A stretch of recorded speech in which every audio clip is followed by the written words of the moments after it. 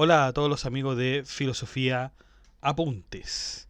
Estamos a 19 de octubre del año 2023 con este apunte de etimologías. Nuevamente volvemos a la etimología, esta vez la palabra libertad. ¿A propósito de qué? Hemos estado hablando últimamente en los podcasts sobre un concepto clave en la doctrina y la filosofía de Martín Lutero, que es el libre albedrío. Pero antes de hablar del libre albedrío tenemos que hablar de este concepto de libertad. ¿De dónde nos viene? Vamos a analizar la etimología en este podcast, pero en otro podcast vamos a ver el concepto, vamos a ver el desarrollo del concepto a través de los filósofos. Pero primero vamos a ver su etimología, vamos a ver este tratamiento. A veces nos parece que la libertad, digamos, el concepto más inmediato, la definición más inmediata es decir, hacer lo que uno quiera. Eso es como lo más inmediato que se ocurre cuando se habla del concepto de libertad. Pero es tan así, la libertad quiere decir hacer lo que uno quiera, tiene que ver con un estado de cosas, tiene que ver con mi relación con otros. Bueno, aquí vamos a ver qué querían decir los antiguos con respecto al concepto de libertad. A veces parece que la libertad más bien se entiende y es complicado explicarla, ¿no? Es complicado explicarla. Pero bueno, sin más dilación, vamos allá entonces.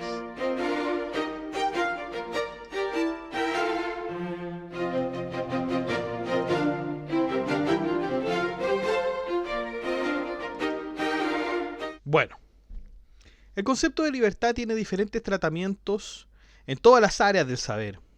Es posible que muchas civilizaciones hayan tenido sus propios conceptos de la libertad, pero lo que nos interesa ver en esta entrada es aquel cuerpo etimológico generalmente conocido. ¿Qué querían decir los antiguos con esta palabra? ¿Es la libertad hacer lo que uno quiere? ¿Será eso la libertad? Bueno, en primer lugar, tenemos que remontarnos a los sumerios. ¿Quiénes eran los sumerios? Eh, Eran un pueblo al sur de Mesopotamia y cuya civilización podríamos decir que vivió entre el 4100 y el 1750 antes de Cristo. Esta etimología de la palabra libertad la podemos rastrear con los sumerios. En un texto que fue un texto de arcilla encontrado por algunos arqueólogos en el siglo XX, se pudo encontrar una palabra para referirse a aquellos esclavos que fueron liberados por sus dueños. Y fíjense, la palabra es ama-gi. Ama-gi. Ama-gi. Una institución que era muy parecida a la manumisión romana. ¿Qué era la manumisión romana? Era justamente esta acción que ejercía el amo con respecto al esclavo, y que de hecho, bueno, en la antigua Roma ya lo vamos a ver, pero este esclavo después se llamaba liberto. Pero justamente esto significa amagui. Eran estos esclavos que eran liberados por sus amos. De hecho, literalmente, amagui, que es en lenguaje sumerio, significa retorno a la madre. Retorno a la madre. La palabra tiene su aparición en el periodo en el cual Urukagina, que era el futuro gobernante de la región, de Lagash, tomó la región, tomó el control de la región de Lagash después de una revuelta contra las significativas alzas de impuestos. Durante este tiempo, Urukagina permitió que extensos sectores de la población dejaran de participar en servicios obligatorios. La totalidad de la reforma denominada Amagui también implicó la liberación para volver a casa, así como la supresión de numerosas restricciones impopulares y la restitución de las propiedades confiscadas. Entonces ya podemos rastrear en los tiempos de la civilización sumeria esta palabra, ¿no es cierto? Amagui, una palabra sumeria que explica y expresa la manumisión de esclavos, es decir, el acto de ponerlos en libertad. Por otro lado, y posteriormente, Teniendo en cuenta que las lenguas indoeuropeas, la palabra libertad vendría de leud, que quiere decir crecer o liberar, si bien no está el registro de una lengua que la tenga exclusivamente, podemos ver que esta raíz está presente en el griego, por ejemplo, eleutheros, que significa básicamente no ser esclavo, pero también en latín, que el latín se va a transformar en liber. Por lo tanto, ya tenemos a los sumerios, después esta palabra está presente en las lenguas indoeuropeas, con esta palabra que es leud, que compartían todas las lenguas indoeuropeas. Y vamos con el griego entonces. En la antigua Grecia se empleaba el término eleutheros, lo que significaba básicamente no ser esclavo, por lo tanto tenía un sentido político. El eleutheros es el ciudadano de pleno derecho que pertenece a la polis, la ciudad-estado, a diferencia del esclavo que no disfrutaba de plenos derechos como ciudadano. Como ven, entonces puede tener la misma razón el eleutheros que Amagí de los sumerios. La libertad consiste en su derecho a participar plenamente en los debates públicos sobre cuestiones cívicas. Es el derecho a la libertad de expresión, a la apertura, a la audacia, a la franqueza. Puede decidir sobre sus propios asuntos dentro de la polis. Ahora bien, Aristóteles consideraba la libertad como el bien esencial de la polis, pero para preservar esta libertad se requiere la ley, el nomos, como principio de orden. Por lo tanto, la libertad y la ley no son opuestos contradictorios. Fíjense cómo la palabra libertad todavía no se nos ha ido de los límites, de otros límites que puede imponer el ser humano. Si nosotros tomamos amagí, ya tenemos la manumisión, ¿no es cierto? Tenemos el concepto de manumisión, poner en libertad a un esclavo. Aquí los griegos nos dicen que de eleutheros es aquel que no es esclavo y que ejerce derechos políticos, ¿no? Por otro lado, también existía el sentido de libertad de espíritu, que sería el eleuteriotes, que refiere a cuestiones éticas, como se ve, por cierto, en la ética a Nicómaco. Es decir, ese concepto de que mientras nosotros sigamos la razón y la ética, nosotros somos libres. Finalmente existe otra variante de esta palabra que sería eleucería, que significaría libertad en todos los sentidos. Eleucería también era un epíteto de la diosa Artemisa. Recordemos que la diosa Artemisa era la diosa de la caza.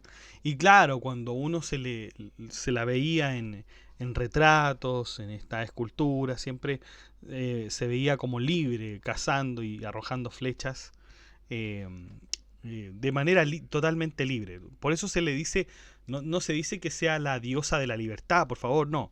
Es el epíteto que se le daba a esa diosa. Y era adorada en Mira de Licia.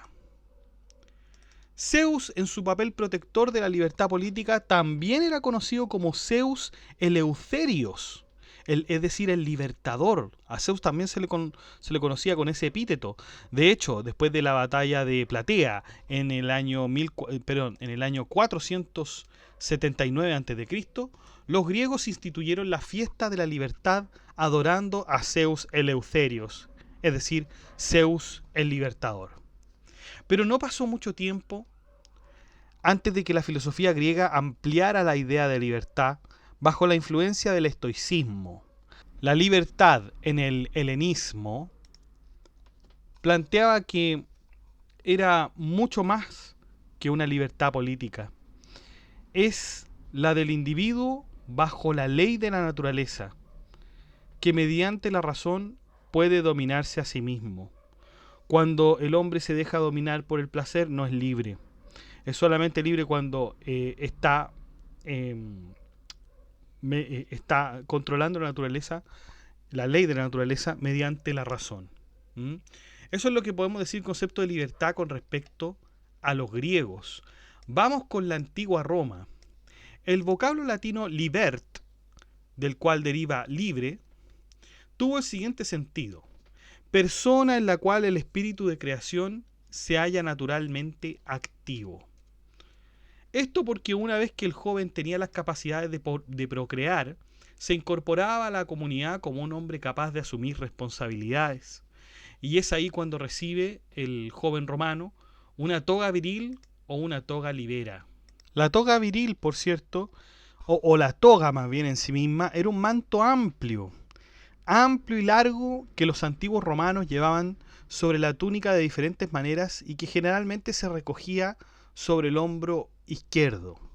Solía hacerse de lino en verano y de lana en invierno. Entonces los jóvenes, ya llegada a cierta edad, por cierto que tenían que usar, cuando estaban en la edad, obviamente, con la capacidad de procrear, ya podían recibir su toga viril.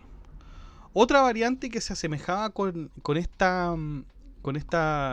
concepto de liber era liberto, que en latín era libertus, que es a su vez el pasivo del verbo liberare, que en realidad era el esclavo liberado, y eran considerados inferiores por aquellos ciudadanos que habían nacido libres. Claro, porque el liberto era el amagui de los sumerios, ¿ah? Era aquella persona que era puesta en libertad por el amo, es decir, también por medio de la manumisión, que finalmente es una especie, ya para los romanos, una emancipación legal. Por lo tanto, claro, los que habían nacido libres, de padres libres, no de esclavos, por cierto que tenían un cierto desprecio a aquellos que habían sido libertos. De hecho, esos, los que nacían como ciudadanos romanos libres, que nunca habían caído en esclavitud, se llamaba ingenus. A eso se le llamaba nacidos totalmente libres. En cambio, los libertos, bueno, fueron libres solamente por la benevolencia del amo, por la manumisión. Finalmente, la palabra libertad en latín es libertas o libertatis, lo que significa que es la condición de aquel que es jurídica y políticamente libre. ¿Ah? Eso es entonces la etimología de la palabra libertad. Si nosotros habíamos hecho una pregunta al comienzo, ¿es la libertad hacer lo que uno quiere? Vemos por lo menos en el mundo antiguo que esto no es así. Porque si nosotros incluso tomamos lo último que dijimos de la libertad, la palabra libertad, o sea, libertas o libertatis, que significa la condición de aquel que es jurídica y políticamente libre. Claro, es jurídica y políticamente libre, pero a la vez tiene que respetar las leyes, tiene que respetar a los demás, tiene que respetar los derechos, etc. Entonces, pareciera ser que la palabra libertad, que yo encuentro, si ustedes me lo permiten, que en inglés es mucho más fuerte, ¿eh? Cuando uno dice freedom, o cuando justamente se ocupa la palabra free, que también la utilizan para decir que algo es gratis, ¿no? Algo que no tiene ninguna contraprestación. Y ahí vemos que la palabra libertad en sus raíces tampoco quería decir hacer lo que uno quiere. Por lo tanto, la libertad tampoco quiere decirnos eso, hacer lo que uno quiere, porque siempre vamos a tener el límite de la ley, el límite de la razón, el límite más importante también de los demás. ¿Es posible ser libre? ¿Es posible que haya algo gratis, sin ninguna contraprestación? Les dejo la duda a ustedes, muchachos.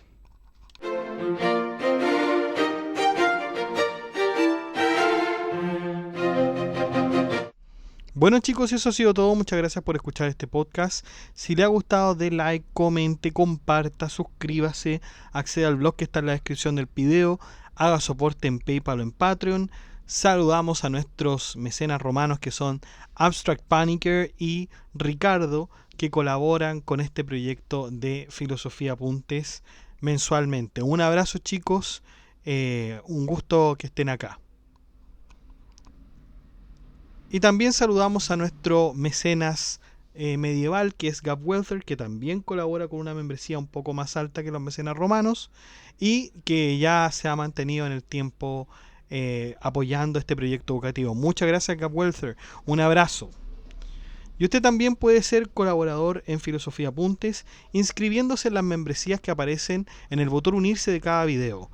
Usted presiona el botón unirse, van a aparecer 4 membresías con distintos precios y usted puede elegir el que mejor le convenga.